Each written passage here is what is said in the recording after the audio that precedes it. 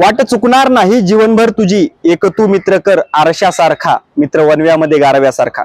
खरं तर ही कविता म्हणण्यामागचं कारण असं आहे की माझ्या बाजूला जे दोन व्यक्ती उभे आहेत त्याच्यामधील एक पाटील आणि दुसरे गायकवाड, हे दोघंही मित्र सध्या UPSC मार्फत जे आहे ते अधिकारी होण्याच्या मार्गावर आहेत. मार्गावर यासाठी म्हणतोय मी की त्यांना अजून लेटर मिळालेलं नाही त्यांचं अपॉइंटमेंट, पण UPSC मार्फत 561 आणि 493 अशा 2 रँक त्यांनी गाठलेल्या आहेत. आपल्या बरोबर पाटील आहेत ज्यांची 493 रँक आहे. पाटील, काय सांगाल आता तुमचं 493व्या रँक वरती नाव कोरलं गेलेलं आहे. दोघं सोबत एका रूम मध्ये राहिलात, सोबत जेवलात, सोबत राहिलात. तुमचा एक व्हिडिओ सुद्धा व्हायरल होतोय सोबत खेळतानाचा. आज कसं वाटतं, दोघंही मित्र अधिकारी झालेला आहात, कसा होता हा प्रवास? नाही, खरंच खूप छान वाटतंय.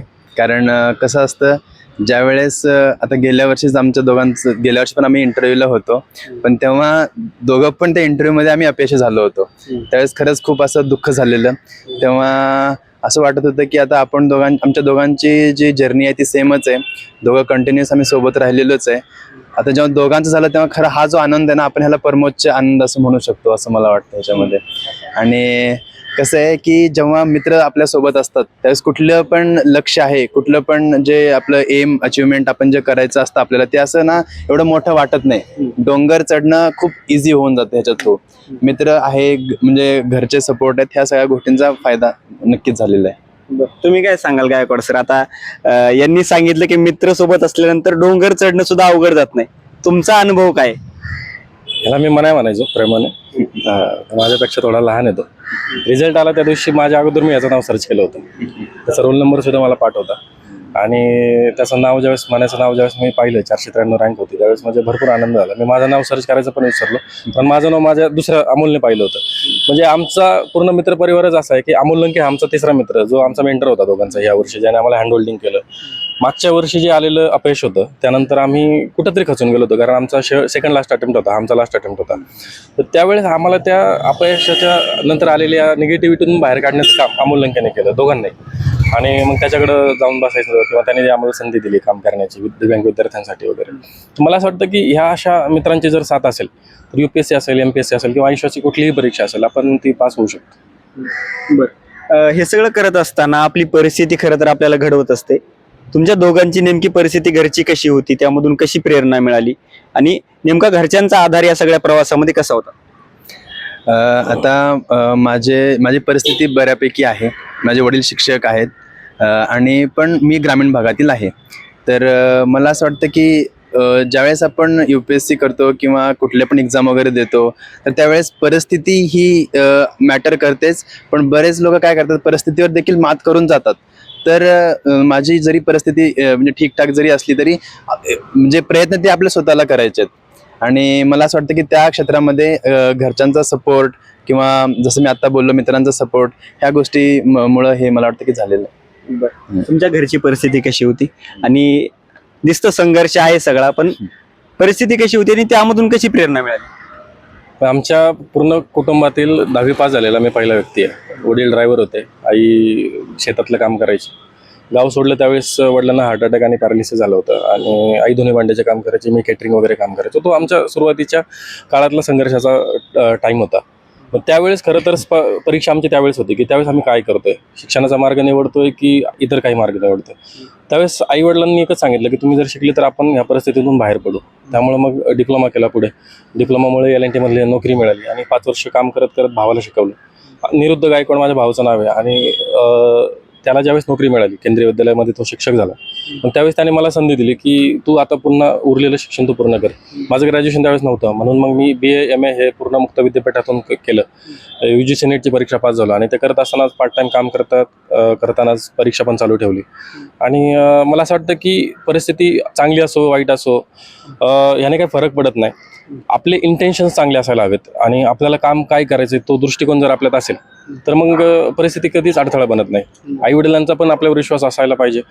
माझ्या आईवडिलांचा माझ्यावर फार विश्वास होता आणि जर कुणी आईवडिलांना काही बोललं तर आईवडील म्हणायचे की आमच्या मुलं काही गुन्हा करत नाही, ते शिकतात, त्यामुळं शिक्षण घेणं हे काही वाईट काम तर ते करत नाहीत ना, त्यांना काही कुठलं व्यसन नाही आहे. मग त्यामुळे काय होतं की ते हा जर विश्वास माझ्या आईवडिलांनी माझ्यावर दाखवला होता, त्यामुळे मला असं वाटतं की मी कधी अपयशाची चिंता केली नाही किंवा त्या परिस्थितीचा कधी बाहू केला नाही. आणि एक चांगलं काम करत राहिलो, चांगले लोक मिळत राहिले, खूप आशीर्वाद मिळत राहिले, चांगले शिक्षक आयुष्यात आले, चांगले मित्र आयुष्यात आले. आणि आज आज पाहताय तुम्ही की या सगळ्यांचे आशीर्वाद म्हणून दोघांनाही मला असं वाटतं की मनोजला पण आणि मला सुद्धा की हे सगळं आशीर्वादाचंच फलित आहे, आमच्या आईवडिलांच्या पुण्याचं फलित आहे की आम्ही आज काहीतरी ती परीक्षा पास करू शकलो आणि इथून पुढे काहीतरी चांगलं काम करत राहतो. आपल्याबरोबर बाळासाहेब बापूसाहेब गायकवाड आणि मनोज पाटील. खरं तर दोघांनी आपला अनुभव सांगितलेला आहे, पण शेवटचा प्रश्न, तुम्ही सांगितलं की मागच्या वेळी तुम्हाला दोघांनाही अपयश आलं. खरं तर अपयश आल्यानंतर नातेवाईकांची टोमणे असतात, घरच्यांचं प्रेशर असतं आणि नेमका पुढचा शेवटचा अटेम्प्ट आहे असं तुम्ही सांगितलं होतं. शेवटचा अटेम्प्ट निघेल न निघेल, काय प्रेशर होतं आणि ते कशा पद्धतीने हँडल केलं? कारण पुण्यासारख्या ठिकाणी मोठ्या प्रमाणामध्ये UPSC आणि MPSC करणारे विद्यार्थी आहेत, त्यांच्यावरती सुद्धा अशा प्रकारचं प्रेशर पाहायला मिळतं. त्या विद्यार्थ्यांसाठी म्हणून आणि तुमचा अनुभव म्हणून काय सांगाल? 22 एप्रिलला रिझल्ट आला मागच्या वर्षी. मनोजचा फॉरेस्ट सेंटर होता त्या दिवशी आणि मला चांगलं आठवतंय, तो दिवस मी विसरणार नाही कधी. आम्ही एकदम रेडी होऊन गेलो.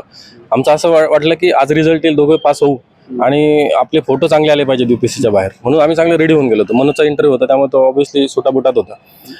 पण रिझल्ट आला दुपारी 2:30 वाजता आणि PDF मध्ये नाव चेक करायला 2 ते 3 सेकंद खूप असतात. 3 सेकंदात आमचं स्वप्न तुटलेलं होतं दोघांचंही.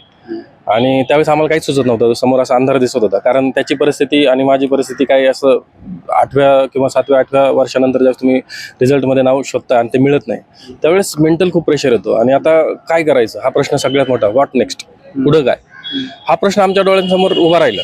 आम्हाला काहीच सुचत नव्हतं. म्हणजे मी तर एवढं ब्रेकडाऊन झालो होतो की माझ्या डोळ्यात अश्रू आले ते आपोआपच. आणि त्यानंतर आम्ही रूमवर गेलो, एकमेकांना सांत्वना देत होतो. मग त्या रात्री म्हणजे आमचे सगळे हॉस्टेलमधले काही मित्र आमच्या जवळ आले, ते आम्हाला सांत्वना देत होते. पण कुठेतरी मग आम्ही त्या दिवशी ठरवलं की जो काही मातम करायचं तो आजच्या रात्री करू आणि उद्यापासून शेवटचा जो अटेम्प्ट आहे त्याची तयारीला लागू. इथपर्यंत आलोय, आता हार मानायची नाही, मागे वळून पाहायचं नाही. आतापर्यंत काहीतरी मिळवायचं ह्या हेतूने आपण परीक्षा करत होतो. आता कुठेतरी आपल्याला डिटॅच व्हावं लागेल असं मनात आलं आणि अमोलला कॉल केला. अमोल आमच्याशी बोलला आणि अमोल म्हटलं की ठीक आहे, तुम्ही आता दिव्यांग मुलांसाठी काम करायला सुरुवात करा. त्या मुलांसाठी आम्ही काम करायला सुरुवात केली. कुठेतरी आम्ही त्या कामात आम्हाला वाहून घेतलं. आणि मला असं म्हणायचं की शेवटच्या अटेम्प्टला मला त्या दिव्यांग विद्यार्थ्यांचे आशीर्वादच मिळाले असतील, म्हणून मी खूप चांगला परफॉर्म करू शकलो आणि इंटरव्ह्यूमध्ये चांगला परफॉर्मन्स झाला. कुठेतरी ते अश्रू पुसण्याचं काम त्या दिव्यांग मुलांच्या आशीर्वादाने झालं. आणि आज म्हणता ना की ज्यावेळेस यश येतं तर मागचे सगळे अपयश, सगळ्या निगेटिव्हिटी आपोआप धुतल्या जातात, पुसून म्हणजे गायब होतात त्या आणि एक नवीन प्रवास सुरू होतो. त्यामुळे ठीक आहे, त्यातून पण खूप काही शिकलो. आणि म्हणतात ना की ज्यावेळेस तुम्हाला खूप स्ट्रॉंग बनवायचं असेल तर त्यावेळेस तुम्हाला खूप त्रास सहन करावा लागतो. टाकीचे घाव सोसल्याशिवाय दगडाला देव पण येत नाही असं म्हणतात मराठीत. तर मला असं वाटतं की ते टाकीचे घावच होते आमच्यासाठी आणि आम्ही ते सोसले. तर बघू काय होतं पुढे. तुमचा काय अनुभव आहे, त्यावेळेसची काय मनस्थिती झाली होती? नाही, जसं बापूंनी सांगितलेलं बरोबरच. आमच्या ज्यावेळेस रिझल्ट नंतर खरंच आता माझं तर असं होतं की जसं बापूंनी बोलला की फॉरेस्टचा इंटरव्ह्यू द्यायला गेलो होतो सकाळी आणि फॉरेस्टचा इंटरव्ह्यू देऊन धोलपूर हाऊसमधून बाहेर येतोयच तोपर्यंत सिव्हिलचा रिझल्ट आला होता आणि झालं नव्हतं. तर खरंच जे म्हणजे असं वाटलं की लाईफ पूर्ण शॅटर झाली आता. कारण हे असताना म्हणजे एवढी चांगली अपॉर्च्युनिटी होती आणि आमचं ते फायनल सिलेक्शन झालं नाही. ते तसं त्यानंतर आम्ही खरंच काय केलं की आत्मपरीक्षण केलं. आता माझा ऍक्च्युली तो सेकंड इंटरव्ह्यू होता. त्याआधी 23 मध्ये पण मी इंटरव्ह्यू दिला होता, तेव्हा पण म्हणजे हेच गोष्ट झाली. 24 मध्ये पण हेच झाली. तर त्यानंतर असं वाटलं की कुठंतरी काहीतरी आपण थोडं अजून एक्स्ट्रा करायला पाहिजे. मग आम्ही दोघं बसलो, दोघांनी स्वॉट अनालिसिस केलं की आपले काय स्ट्रेंथ आहेत, विकनेस आहेत, मग विकनेसवर काम करायला पाहिजे. मग परत पुन्हा पहिल्यापासून माहिती आपल्याला की परत प्रिलिम्स, परत मेन्स द्यावी लागते. तर परत ते सगळं आम्ही ते सायकल चालू केलं. पण एक गोष्ट तेव्हा ठरवली की आता अपयशाला घाबरायचं नाही, कारण ऑलरेडी अपयश तर भेटलंच होतं. तर आणि गमवायला आमच्याकडे काहीच नव्हतं. तर म्हणलं आता न घाबरता जेवढं आपण फर्स्ट अटेम्प्टमध्ये आपण खूप जेवढं मोटिवेटेड असतो तेवढं आता शेवटच्या अटेम्प्टमध्ये मोटिवेटेड राहून चांगल्या प्रकारे एकमेकांच्या सोबत ठेवायची, एकमेकांना प्रत्येक गोष्टीमध्ये सपोर्ट करत राहायचं आणि मग पुढं चालायचं. त्या ह्याच्या जर्नीमध्ये जसं अमोल लंके सर असतील किंवा बाकीचे बरेच असे आमचे मित्र, सूरज निकम असतील, असे बरेच लोकांनी आम्हाला त्यामध्ये परत सपोर्ट करायचा प्रयत्न वगैरे केला. तर आणि इवन दो असं जरी ती अशी ट्रेचरस जरी जर्नी हे 1 वर्ष गेल्या वर्षी जरी असलं ना, पण ते असं एक आनंद आला ते सगळं करत असताना. कारण आम्ही हे ठरवलं होतं की जरी ह्या वर्षी फायनल सिलेक्शन जरी नाही झालं तरी आपण कुठं ना कुठं तरी चांगल्या प्रकारे आपण जाणारच आहे, ही एक मनामध्ये होती आणि घरच्यांनी पण थोडा विश्वास आमच्यावर दाखवलेला होता. मग ह्यावेळेस मेन्स झाल्यानंतर मग माझं मंत्रालयामध्ये मला त्यांनी प्रतिभा सेतूच्या थ्रू आता सध्या स्किल डेव्हलपमेंटमध्ये मला घेतलं आणि बापूला पण ते दीपस्तंभ मनोबलमध्ये त्यांना पण तिथं जॉईन केलं. म्हणजे आणि तेव्हा आमचा मेन्सचा रिझल्ट लागला आणि आम्ही आमचं मेन्स क्लिअर केली. मग असं एक होतं की आता ऑलरेडी आपल्याकडे जॉब आहे, आता बिंदास्त. गेल्या वर्षी कसं होतं की जॉब नव्हता म्हणून इंटरव्ह्यू पण त्या प्रकारे गेले होते, इंटरव्ह्यूमध्ये मार्क्स पण कमी आले होते दोघांना. तर ह्या वर्षी असं होतं की ऑलरेडी आपल्याकडे जॉब आहे. मग तो एक कॉन्फिडन्स लेवल आमचा खरंच वेगळा होता आणि कसं एकमेकांकडनं भरपूर शिकलो आम्ही गोष्टी. म्हणजे फक्त आता अकॅडमिक तर गोष्टी ठीकच आहे बोलणं, जसं इमोशनली पण बऱ्याच वेळेस दोघं पण, बापू पण ब्रेकडाऊन झाला, मी पण ब्रेकडाऊन झालो. त्या सगळ्यांमध्ये ज्यावेळेस मी व्हायचो तेव्हा त्यानं मला सपोर्ट करायचा, तेव्हा मी त्याला सपोर्ट करायचो. तर ह्या गोष्टी कसं आहे, ज्यावेळेस तुम्ही मित्र असता किंवा जेव्हा तुम्ही अनकंडिशनल एकमेकांसोबत तुम्हाला राहायचं असतं किंवा तुम्हाला एकमेकांना हेल्प करायची असते, तेव्हा आपण कुठल्याच गोष्टींना बघत नाही. आणि मला असं म्हणायचं की आम्ही दोघं तर आहोतच, पण ह्यांच्या पाठीमागं ना खूप मोठा आमचा एक 15 ते 20 जणांचा असा ग्रुप आधीपासून आमचा राहिलेला आहे. आणि त्या सगळ्यांच्या बेस्ट विशेसमधनं असतील, कुठं ना कुठं तर प्रत्येकाकडनं काहीतरी थोडंफार होईना का सहकार्य म्हणा शिकायला भेटलं. आणि ह्याचंच मला असं वाटतं की हे म्हणजे आजचा हा जो रिझल्ट आहे तो खरंच म्हणजे मला असं वाटतं की ते आम्ही हे अचीव करू शकलो. नक्कीच आपण पाहिलं की ज्यावेळेस आपण म्हणतो की मोकळे हात असतील तर अभ्यास करणं सोपं जातं, अशा प्रकारच्या अनेक एमपीसी आणि युपीएससी करणाऱ्या विद्यार्थ्यांकडून प्रतिक्रिया दिल्या जाते. पण इथं थोडंसं वेगळं ऐकायला मिळालं की हातामध्ये जर काम असेल, काहीतरी जॉब असेल तर आपण फोकस करू शकतो अभ्यासावरती.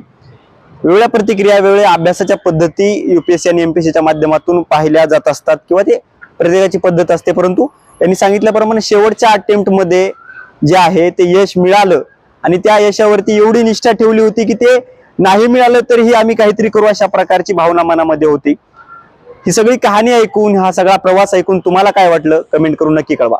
आणि अशाच माहितीपूर्ण आणि सक्सेस स्टोरीसाठी पाहत राहा नवराष्ट्र. नवराष्ट्रासाठी निखिल सुक्रे, पुणे.